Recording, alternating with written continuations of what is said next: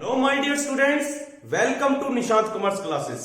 Students, आज हम आपके सामने जो लेक्चर लेकर आए हैं उसमें हम बात करने जा रहे हैं बेसिक अकाउंटिंग टर्म्स के बारे में। और यह आज का जो हमारा बेसिक अकाउंटिंग टर्म्स पर जो लेक्चर है वो 8th लेक्चर है स्टूडेंट्स। इससे पहले मैंने आपको ऑलरेडी 7 लेक्चर प्रोवाइड कर दिए हैं जिसमें 17 इंपोर्टेंट टर्म्स आपको कवर करा दी थी।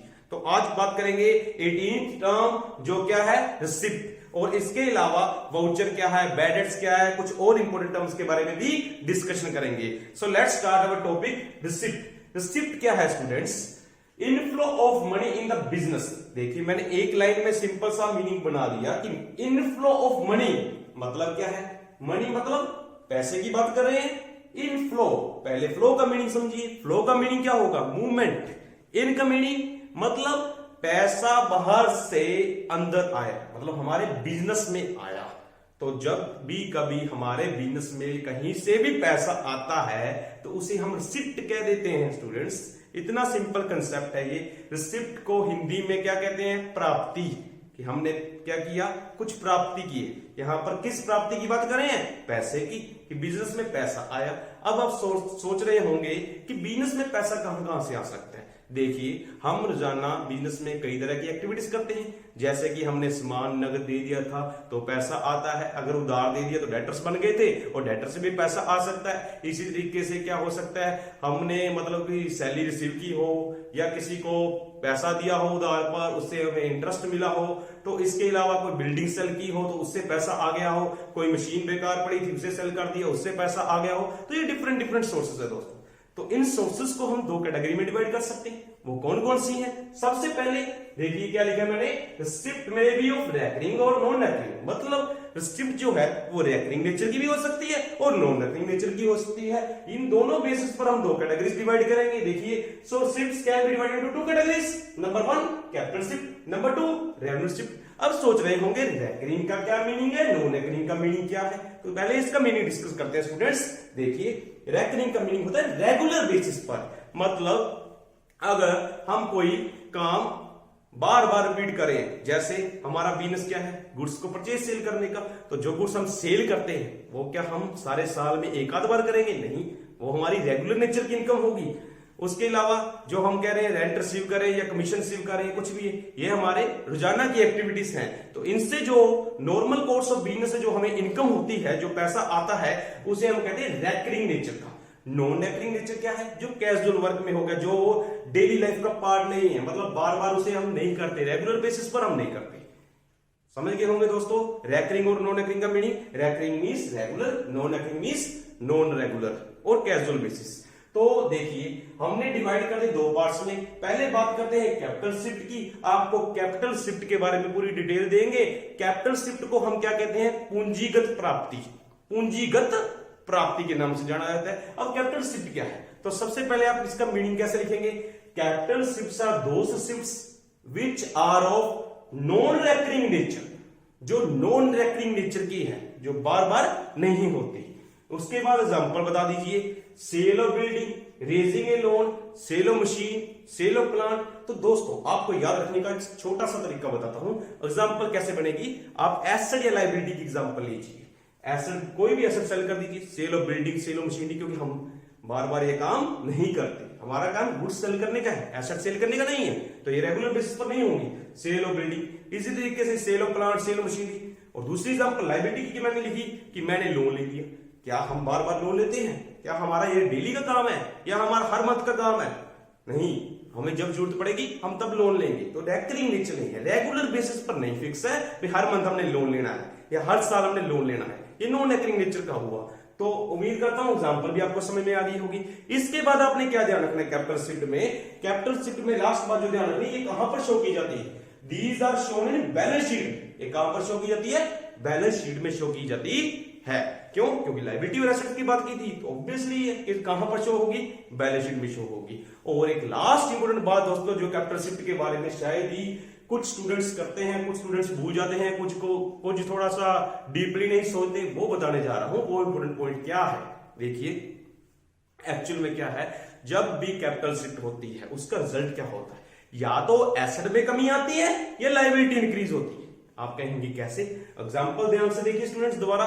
Cell of building, building sale कर दी तो हमारी एसेट क्या होगी? कम होगी। पैसा जरूर आया परंतु उससे एसेट कम हुई। तो कॉमन सेंस आप ये ध्यान रखिए कि किसी भी एसेट में कमी आने के कारण आपके पास पैसा आया है या लायबिलिटी इंक्रीज हुई है, उस रिसिप्ट को आप कैपिटल रिसिप्ट बताएंगे हमेशा। तो उम्मीद करता हूं ये पॉइंट भी आपको पता चल गया। या तो एसेट में कमी आएगी कैपिटल रिसिप्ट की वजह से, या क्या होगा?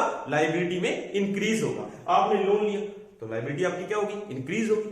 तो उम्मीद करता हूं यह पॉइंट भी आपको क्लियर हो गया कि एसेट में कमी या लायबिलिटी में इंक्रीज हुई। तो उम्मीद करते हैं कैपिटल रिसिप्ट वाला पॉइंट समझ में आ गया होगा। अब बात करेंगे रेवेन्यू रिसिप्ट की। इसका ऑपोजिट चले स्टूडेंट्स। रेवेन्यू रिसिप्ट में क्या होगा? Recurring nature. Revenue receipts are those receipts which are of recurring nature, मतलब जो रेगुलर बेसिस पर होती है। एग्जांपल कैश सेल, मतलब हमने जो गुड्स सेल कर दी कैश बेसिस पर, उसे हम कैश सेल कह देते हैं स्टूडेंट्स। उसके अलावा कमीशन रिसीव्ड किया, रेंट रिसीव्ड किया, सैलरी रिसीव्ड की, ये रेगुलर बेसिस पर वाली ट्रांजैक्शंस होगी। तो उनकी आपने एग्जांपल देनी स्टूडेंट्स।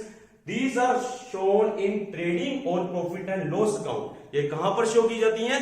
ट्रेडिंग अकाउंट में या फिर प्रॉफिट एंड लॉस अकाउंट में। तो यहां पर बैलेंस शीट में नहीं शो होता स्टूडेंट्स, क्योंकि एसेट या लायबिलिटी की बात हमने नहीं की। तो उम्मीद करते हैं स्टूडेंट्स आज का यह टॉपिक अभी तक जितना मैंने आपको कराया आपको समझ में आ गया होगा। इसके बाद हम बात करेंगे वाउचर की, बैड डेट्स की, कुछ और इंपॉर्टेंट टर्म्स की। तब तक आप ये काम नोट कीजिए स्टूडेंट्स। तो स्टूडेंट्स अब हम बात करते हैं वाउचर की। वाउचर क्या है? देखिए, voucher is a documentary evidence in support of a business transaction. It means voucher refers to a proof that the particular transaction has taken place. तो समझिए अब इसका क्या मीनिंग है। वाउचर एक डॉक्यूमेंट्री एविडेंस है, मतलब ये एक एविडेंस के तौर पर हमारे काम आता है। तो हम यह कह सकते हैं कि रिटन डॉक्यूमेंट है जिसको देखकर हम अपनी अकाउंट्स की बुक्स में रिकॉर्डिंग करते हैं। तो स्टूडेंट्स अभी तक मैंने आपको यह बात पहले बता दी थी कि हम सबसे पहले रिकॉर्डिंग कहां पर करते हैं? जर्नल या फिर सब जर्नल में। अब आप सोच रहे होंगे कि सर ने तो हमें बताया था कि रिकॉर्डिंग जर्नल और सब जर्नल में होती है, और अब बात कर रहे हैं कि वाउचर की बेसिस पर होती है। देखिए, मैंने कहा रिकॉर्डिंग सबसे पहले जर्नल या सब जर्नल में जरूर होती है, पर उस रिकॉर्डिंग के लिए हमें एक डॉक्यूमेंट्स तैयार करने पड़ते हैं जिन्हें हम वाउचर के नाम से जानते हैं। ये डॉक्यूमेंट हम कैसे तैयार करते हैं देखिए, उसके बारे में आपको बताते हैं। ये डॉक्यूमेंट हम कैसे तैयार करेंगे? ये डॉक्यूमेंट राइटिंग में हम बनाते हैं जब भी ट्रांजैक्शन होती है, उसी time when the transaction takes place. जब ट्रांजैक्शन होगी तब उसी टाइम हम क्या करेंगे? हमारे पास कोई ना कोई प्रूफ होगा। अब आप कहेंगे कि हमें कैसे याद रहेगा बाद में अगर भूल गए तो? देखिए एग्जाम्पल देता हूं, पहले आपको एग्जाम्पल समझाऊंगा, फिर आपको इसका कंसेप्ट अच्छे तरीके से समझ आएगा स्टूडेंट्स। तो आप कभी भी किसी भी दुकान में कभी गए होंगे, कुछ सामान आपने खरीदा होगा या कहीं किसी मॉल में जाकर आपने शॉपिंग की होगी। तो अगर आप कहीं भी जाकर किसी भी चीज की परचेज कर रहे हैं तो सेलर क्या करता है? आपको एक बिल काट कर देता है। अगर नहीं भी देता तो आप कहीं पर डिमांड कर लेते हैं कि हमें पक्का बिल चाहिए, जिसे हम रिसिप्ट कहते हैं इंग्लिश में। वो बिल आपके लिए किस काम आएगा? ये आपको खुद पता है कि आपके पास प्रूफ होगा कि हमने इतनी तारीख को इतनी क्वांटिटी में इतना माल खरीदा था और उसको सेलर को इतने पैसे देकर आए थे हम। तो ये सब कुछ आपको पता चल जाएगा ना कल को। तो वो क्या है? डॉक्यूमेंट्री एविडेंस है एक तरीके से। उसी एविडेंस पे क्या करते हैं, उसकी एक कॉपी आपके पास है, बायर के पास, एक कॉपी किसके पास है? सेलर के पास है। तो दोनों के पास कॉपी है, तो दोनों के लिए वो एविडेंस के तौर पर काम आएगा। उसी एविडेंस को देखकर हम डॉक्यूमेंट तैयार करते हैं, जिसे हम क्या कह देते हैं? वाउचर कह देते हैं। फिर उसी वाउचर से हम रिकॉर्डिंग करते हैं बुक्स में, जर्नल या सब जर्नल में। तो उम्मीद करता हूं स्टूडेंट्स आपको यहां तक मीनिंग समझ में आ गया होगा कि वाउचर किस काम आते हैं। वाउचर को हम डॉक्यूमेंट कह सकते हैं। कौन सा डॉक्यूमेंट? जो एविडेंस के तौर पर काम आता है। ये किस चीज का एविडेंस है? देखिए, इट मींस, मैंने क्या बताया? Voucher refers to proof. ये एक प्रूफ है। किस तरीके का प्रूफ है? That a particular transaction has taken place. Particular transaction हुई है, हमने अपनी किताबों में कुछ भी गलत शो नहीं किया। ये हमारे पास प्रूफ है कि अगर मैंने शो किया है यहां पर कि मैंने कैश सेल की है 5 लाख की, तो मैंने कैश मेमो बनाया हुआ है। देखिए, कैश मेमो क्या है? एक वाउचर जिसमें मैंने क्या बताया? कैश सेल कितनी हुई, तो उसकी पर्टिकुलर डिटेल लिखी है। तो उसके मेरे पास एक प्रूफ है, प्रॉपर एक बिल है, प्रॉपर कितने की मैंने सेल की थी। तो उम्मीद करता हूं यहां पर आपको पता चल गया कि हम किताबों में हर एक चीज को किसी न किसी बेसिस पर लिखते हैं, क्योंकि हम चाहते हैं हमारी किताबों में कभी कोई मिस्टेक ना हो। हमारी किताबों में अगर हमने कोई घपला किया, फ्रॉड किया, तो कल को हमें ही नुकसान उठाना पड़ेगा। तो हमने पूरी रिपोर्ट सही बनानी है, तो उसके लिए हमारे पास हर एक चीज का, हर एक ट्रांजेक्शन का सबूत होना चाहिए। इसलिए हम वाउचर्स तैयार करते हैं। वाउचर्स हमारे इसी काम आते हैं कि ये हमें सपोर्ट करते हैं ट्रांजेक्शन को रिकॉर्ड करने में, तो उसे हम सपोर्टिंग डॉक्यूमेंट भी कह देते हैं स्टूडेंट्स। नेक्स्ट एग्जांपल देखिए स्टूडेंट्स, ये तो कैश मेमो की एग्जांपल बता दी कि कैश मेमो है क्या। कैश मेमो एक डॉक्यूमेंट है is prepared by the seller when he sells the goods on cash basis। जब एक सेलर गुड्स को सेल करता है, नगद ही कैश बेसिस पर सेल करता है, तो ये डॉक्यूमेंट तैयार करता है, उसका नाम क्या होता है, कैश मेमो।